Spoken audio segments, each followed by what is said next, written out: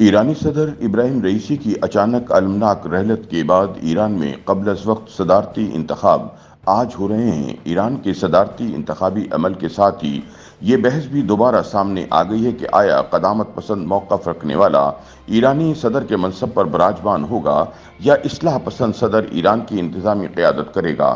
خیال رہے کہ ایران کے صدارتی انتخاب کے لیے 4 خواتین سمیت 80 افراد نے اپنی رجسٹریشن کروائی تھی۔ ان میں سے 6 افراد کو گارڈین کونسل نے انتخاب میں حصہ لینے کی اجازت دی تھی، جبکہ سابق صدر احمدی نژاد ایرانی پارلیمنٹ کے سب سے طویل عرصے تک اسپیکر کے منصب پر فائز علی لاریجانی، صدر روحانی کے دور کے نائب صدر جہانگیری سمیت 74 افراد کو نااہل قرار دے دیا گیا تھا۔ ایران کے صدارتی انتخاب کے لیے 6 امیدواروں کی منظوری دی گئی تھی، تاہم ایک روز قبل 2 امیدوار انتخابات سے دستبردار ہو گئے۔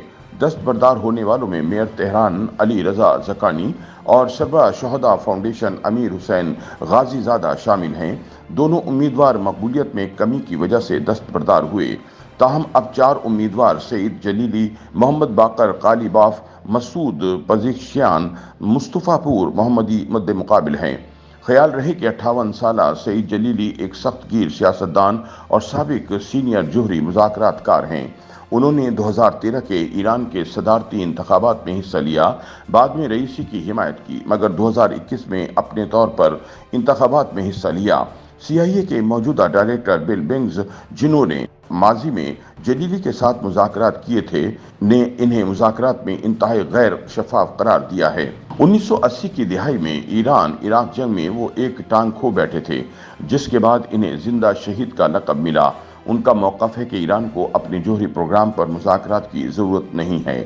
اسی طرح الیکشن لڑنے والے ہارٹ سرجن 69 سالہ مسعود پزیشکیان بھی صدر بننے کے خواہش مند سخت گیر شخصیات میں واحد اصلاح پسند امیدوار ہیں۔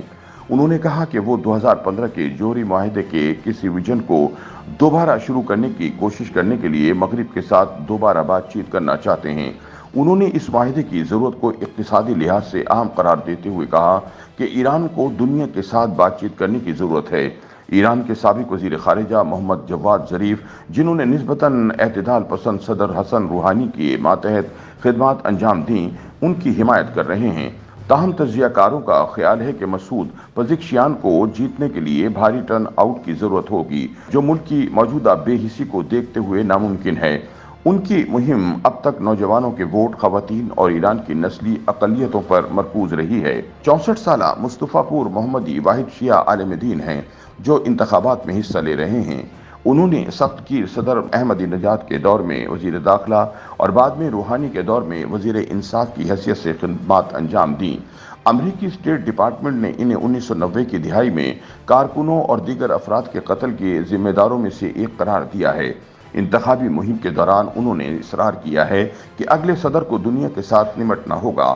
وہ یوکرین کی جنگ میں ایران کی جانب سے روس کو اسلحہ فراہم کرنے کے ناقد ہیں۔ شہریوں کے قتل کی وجہ سے نہیں، بلکہ وہ اس وجہ سے کہ وہ محسوس کرتے ہیں کہ تہران کو اس کی حمایت کے لیے ماسکو سے کافی معاوضہ نہیں مل رہا۔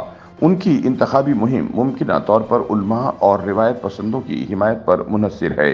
ایرانی پارلیمنٹ کے اسپیکر 62 سالہ باقر قالیباف ایرانی انتخابات میں حصہ لینے والے موجودہ حکومت میں اعلیٰ ترین عہدیدار ہیں۔